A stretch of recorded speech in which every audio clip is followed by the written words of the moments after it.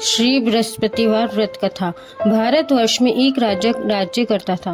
वह बड़ा प्रतापी और दानी था।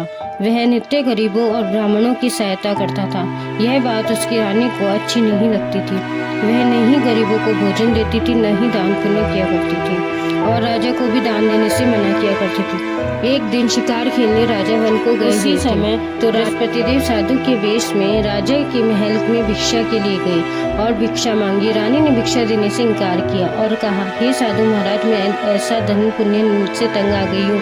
मेरा पति सारा धन लुटाता फिरता है। मेरी इच्छा है कि हमारा धन नष्ट हो जाए और फिर न रहेगा बांस, न बजेगी बांसुरी। साधु ने कहा, देवी तुम तो बड़ी अजीब हो। धन संतान तो सभी चाहते हैं, पुत्र लक्ष्मी तो पापी के घर भी होनी चाहिए। यदि तुम्हारे पास अधिक धन है तो भूखों को भोजन दो, प्यासों के लिए प्याऊ बनवाओ, मुसाफिरी के लिए धर्मशालाएं खुलवाओ। जो निर्धन को अपनी कुंवारी कन्या को विवाह नहीं करा सकते उनका विवाह करा दो। ऐसे कई काम हैं जिनके करने से तुम्हारा यश लोक परलोक में फैलेगा। परंतु रानी पर उद्देश्य का कोई प्रभाव न पड़ा। वह बोली, महाराज आप मुझे कुछ न समझाए, मैं ऐसा धन नहीं चाहती जो हर जगह बांटती फिरूं। साधु ने उत्तर दिया, यदि तुम्हारी ऐसी इच्छा तो तथास्तु। तुम ऐसा करना कि बृहस्पतिवार को घर लीपकर पीली मिट्टी से अपना सिर धोना, स्नान करना, भट्टी चढ़ाकर कपड़े धोना। ऐसा करने से आपका सारा धन नष्ट हो जाएगा। इतना कहकर वह साधु महाराज वहां से आलोक हो गए। जैसे वह साधु कहकर गया था, रानी ने वैसा ही किया। 6 बृहस्पतिवार ही बीते थे कि उसका समस्त धन नष्ट हो गया और भोजन के लिए दोनों तरसने लगे, सांसारिक भोगों से दुखी रहने लगे। तब वह राजा रानी से कहता है कि तुम यहाँ पर रहो, मैं दूसरे देश में जाता हूँ, क्योंकि यहाँ पर मुझे सभी मनुष्य जानते हैं, इसीलिए कोई कार्य भी नहीं कर सकता। देश चोरी परदेश भीख बराबर है। ऐसा कहकर राजा परदेश चला गया, जहाँ जंगल को जाकर लकड़ी काटता और उसे शहर में बेचता। इस तरह वह जीवन व्यतीत करने लगा। एक दिन दुखी होकर जंगल में एक पेड़ के नीचे निश्चित रूप से आसन जमाकर बैठ गया और अपनी दशा को याद करके व्याकुल होने लगा। बृहस्पतिवार का दिन था। एकाएक उसने देखा कि निर्जन वन में एक साधु प्रकट हुआ है। वह भेष में स्वयं बृहस्पति देवता थे। लकड़हारे के सामने जाकर बोले, हे लकड़हारे, तू इस सुनसान जंगल में चिंता मग्न क्यों बैठा है? लकड़हारे ने दोनों हाथ जोड़कर प्रणाम किया और उत्तर दिया, महात्मा जी आप सब कुछ जानते हैं, मैं क्या कहूँ। यह कहकर वह रोने लगा और साधु को आत्मकथा सुनाई। महात्मा जी ने कहा, तुम्हारी स्त्री ने बृहस्पति के दिन वीर भगवान का निरादर किया है, जिसके कारण रुष्ट होकर तुम्हारी ये दशा कर दी गई है। अब तुम चिंता को दूर करके मेरे कहने पर चलो तो तुम्हारे सब कष्ट दूर हो जाएंगे और भगवान पहले से अधिक संपत्ति देंगे। तुम बृहस्पति के दिन पाठ किया करो, 5 रुपए के चने मुनक्का मंगवाकर उसका प्रसाद बनाओ और शुद्ध जल के लोटे में शक्कर मिलाकर अमृत तैयार करो। कथा के पश्चात अपने सारे परिवार और सुनने वाले प्रेमियों को अमृत व प्रसाद बांटकर आप भी ग्रहण करो। ऐसा करने से भगवान तुम्हारी सब मनोकामना पूरी करेंगे। साधु ने ऐसे वचन सुनकर लकड़हारा बोला, हे प्रभु, मुझे लकड़ी बेचकर इतना पैसा नहीं मिलता जिससे भोजन करने के उपरांत कुछ बचा सकूं। मैंने रात्रि में ही अपनी स्त्री को व्याकुल देखा है। मेरे पास कुछ भी नहीं जिससे उसकी खबर मंगा सकूं। साधु ने कहा, हे लकड़हारे, तुम किसी बात की चिंता मत करो। बृहस्पति के दिन तुम रोजाना की तरह लकड़ियां लेकर शहर को जाओ। तुमको रोज से दुगुना धन प्राप्त होगा, जिससे तुम भली भांति भोजन कर लोगे तथा बृहस्पति देव की पूजा का सामान भी आ जाएगा। इतना कहकर साधु अंतर्ध्यान हो गए। धीरे धीरे समय व्यतीत होने लगा। फिर वही बृहस्पतिवार का दिन आया। लकड़हारा जंगल में लकड़ी काटकर किसी शहर में बेचने गया। उसे उस दिन से दुगना अधिक पैसा मिला। राजा ने गुड़ चना आदि लाकर गुरुवार का व्रत किया। उस दिन से उसके सभी कष्ट दूर हो गए। परंतु जब दोबारा गुरुवार का दिन आया तो बृहस्पतिवार का व्रत करना भूल गया। इस कारण बृहस्पति भगवान नाराज हो गए। उस समय से उस नगर के राजा ने विशाल यज्ञ का आयोजन किया था तथा शहर में यह घोषणा करवा दी गई कि सभी मनुष्य अपने घर भोजन न बनावे, न कोई आग जलावे, समस्त जनता मेरे यहाँ भोजन करने आवे।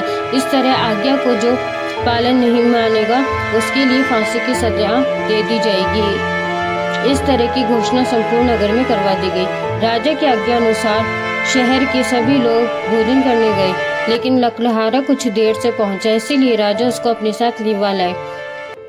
और ले जाकर भोजन करा रहे थे तो रानी की दृष्टि उस खूंटी पर पड़ी मिली जिस पर उसका हार लटका हुआ था। वह वहां दिखाई न दिया। रानी ने निश्चय किया कि मेरा हार इस मनुष्य ने चुराया है। उसी समय पुलिस को बुलवाकर उसको जेल खाने में डलवा दिया। जब लकड़हारा जेल खाने में पड़ गया और बहुत दुखी होकर विचार करने लगा कि न जाने कौन से पूर्वजन्म के कर्म से मेरे लिए दुख प्राप्त हुआ है, और उसी समय साधु को याद करने लगा जो जंगल में मिला था। उसी समय तत्काल बृहस्पति देव साधु के रूप में प्रकट हो गए और उसकी दशा को देखकर कहने लगी, अरे मूर्ख, तूने बृहस्पति देव की कथा नहीं करी, इस कारण तुझे दुख प्राप्त हुआ है। अब चिंता मग्न क्यों बैठा है? चिंता छोड़, बृहस्पति के दिन जेल खाने में के दरवाजे पर 4 पैसे मिलेंगे, उससे तू बृहस्पति देव की पूजा करना, तेरे सभी कष्ट दूर हो जाएंगे। बृहस्पति के रोज उसे 4 पैसे मिले। लकड़हारे ने कथा कही और उसी रात्रि को बृहस्पति देव ने उस नगर के राजा की सपने में जाकर कहा, हे राजा, तुमने जिस आदमी को जेल खाने में बंद कर दिया है वह निर्दोष है, वह राजा है, उसे छोड़ देना। रानी का हार उसी खूंटी पर लटका है। अगर तू ऐसा नहीं करेगा तो तेरे राज्य को नष्ट कर दूंगा। इस तरह रात्रि के स्वप्न को देखकर राजा प्रातःकाल उठा और खूंटी पर जाकर देखा, हार देखकर लकड़हारे को बुलाकर क्षमा मांगी तथा लकड़हारे को योग्य सुंदर वस्त्र व आभूषण देकर विदा किया तथा बृहस्पति देव की आज्ञा अनुसार लकड़हारा अपने नगर को चल दिया। राजा ने जब अपने नगर के निकट पहुंचा तो उसने देखा और बड़ा आश्चर्य किया कि नगर में पहले से अधिक बाग, तालाब और कुएं तथा बहुत सी धर्मशालाएं, मंदिर आदि बन गई है। राजा ने पूछा, यह सब किसका है? तब नगर के सब लोग कहने लगे, यह सब रानी और बांदी का है। तो राजा को आश्चर्य भी हुआ और बहुत गुस्सा भी आया। जब रानी ने यह खबर सुनी कि राजा आ रहे हैं तो उसने बांदी से कहा कि दासी, देख, राजा हमको कितनी बुरी हालत में छोड़ गए थे, हमारी ऐसी हालत देखकर वह लौट ना जाए, इसीलिए तू दरवाजे पर खड़ी हो जा। आज्ञा अनुसार दासी दरवाजे पर खड़ी हो गई। राजा आए तो उन्हें अपने साथ लिवा लाई। जब उन्होंने यह कहा कि हमें यह सब धन बृहस्पति देव के इस व्रत के प्रभाव से प्राप्त हुआ है, राजा ने निश्चय किया कि 7 रोज के बाद तो सभी बृहस्पति देव का पूजन करते हैं, परंतु रोजाना दिन में 3 बार कहानी कहा करूँगा, रोज व्रत किया करूँगा। अब हर समय राजा के दुपट्टे में चने की दाल बंधी रहती थी तथा दिन में 3 बार कहानी कहता है। एक रोज राजा ने विचार किया कि चलो अपनी बहन के यहाँ हो आवे। इस तरह निश्चय कर वह घोड़े पर सवार हो अपनी बहन के यहाँ पहुंचा। मार्ग में उसने देखा कि कुछ आदमी मुर्दे को लेकर जा रहे हैं। उन्हें रोककर राजा कहने लगा, अरे भाइयों, मेरी बृहस्पति देव की कहानी सुन लो। वे बोले, तो हमारा तो आदमी मर गया और इसको अपनी कहानी के पड़ी है। परंतु कुछ आदमी बोले, अच्छा कहो, हम तुम्हारी कथा सुनेंगे। राजा ने दाल निकाली और जब कथा आदि हुई तो मुर्दा हिलने लगा और जब कथा समाप्त हो गई तो राम राम करके मनुष्य उठकर खड़ा हो गया। आगे मार्ग में उसे एक किसान खेत में हल चलाता मिला। राजा ने उसे देखा और कहने लगा, अरे भैया, तुम मेरी बृहस्पति देव की कथा सुन लो। किसान बोला, जब तक मैं तेरी कथा सुनूंगा तब तक 4 हरिया और जोत लूंगा, जा अपनी कथा किसी और को सुनाना। इस तरह राजा आगे बढ़ने लगा। राजा के हटते ही बैल पछाड़ खाकर गिर गए और उसके पेट में बहुत जोर से दर्द होने लगा। उस समय उसकी माँ रोटी लेकर आई। उसने जब यह देखा और अपने पुत्र से सवाल पूछा और बेटे ने सभी हाल कहकर बता दिया तो बुढ़िया दौड़ी दौड़ी उस घुड़सवार के पास गई और उससे बोली कि मैं तेरी कथा सुनूंगी, तू अपनी कथा मेरे खेत में चलकर कहना। राजा ने बुढ़िया के खेत में जाकर कथा कही, जिसके सुनते ही बैल उठ खड़े हो गए और किसान के पेट का दर्द बंद हो गया। राजा अपनी बहन के घर पहुंचा। बहन ने भाई की खूब मेहमानी की। दूसरे रोज प्रातःकाल राजा जगा तो वह देखने लगा कि सब भोजन कर रहे हैं। राजा ने अपनी बहन से कहा कि ऐसा कोई मनुष्य है जिसने भोजन नहीं किया हो, मेरी बृहस्पति देव की कथा सुन ले। बहन ने बोला, हे भैया, यह देश ऐसा ही है, यहाँ पर सब पहले भोजन करते हैं, बाद में अन्य काम करते हैं। कोई पड़ोस में हो तो देखा हूँ।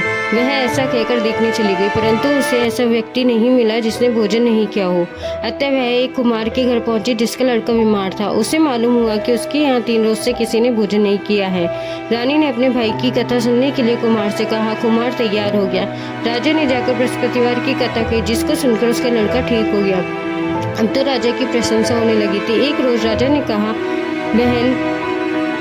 हे बहन, हम अपने नगर को जाएंगे, तुम भी तैयार हो जाओ। राजा की ये बात सुनकर बहन ने बोला, हाँ, अपनी सास से पूछा। सास ने कहा, हाँ चली जा, परंतु अपने लड़कों को मत ले जाना, क्योंकि तेरे भाई की कोई औलाद नहीं है। बहन ने अपने भाई से कहा, ये भैया मैं तो चलूंगी, परंतु कोई बालक नहीं जाएगा। राजा बोला, जब कोई बालक नहीं चलेगा तो तुम चलकर क्या करोगी। बड़े दुखी मन से राजा अपने नगर के लौट आया। राजा ने अपनी बहन से कहा, हम निर्वंशी राजा हैं, हमारा मुंह देखने का धर्म नहीं है और कुछ भोजन आदि नहीं किया। रानी बोली, हे प्रभु, बृहस्पति देव ने हमें सब कुछ दिया है, हमें औलाद भी अवश्य देंगे। उसी रात बृहस्पति देव ने राजा के स्वप्न में आकर कहा, हे राजा उठ, सभी सोच त्याग दे, तेरी रानी घर से है। राजा की यह बात सुनकर बड़ी खुशी हुई। 9वें महीने से गर्भ से एक सुंदर पुत्र पैदा हुआ। तब राजा ने बोला, हे रानी, स्त्री बिना भोजन के रह सकती है, बिना कहे नहीं रह सकती। बहन आवे तो तुम कुछ मत कहना। रानी ने सुनकर हाँ कर दी। जब राजा की बहन ने यह शुभ समाचार सुना तो वह खुश होकर बधाई लेकर अपने घर के यहाँ आई। तभी रानी ने कहा, घोड़ा चढ़कर तो नहीं है, गधा चढ़ी आई। राजा की बहन बोली, भाभी, मैं इस प्रकार न कहती तो तुम्हें औलाद कैसे मिलती। बृहस्पति देव ऐसे ही हैं, जैसे जिसके मन में मनोकामना होती है सभी पूर्ण करते हैं। जो सद्भावना पूर्वक बृहस्पति देव का व्रत करता है, कथा पढ़ता है अथवा सुनता है, बृहस्पति देव उसकी मनोकामना को पूर्ण करते हैं। भगवान बृहस्पति देव उसकी सदैव रक्षा करता है। संसार में सद्भावना से भगवान जी का पूजन व्रत करके सच्चे हृदय से उनका मनन करना चाहिए। जय जयकार बोलना चाहिए। बोलो बृहस्पति भगवान की जय।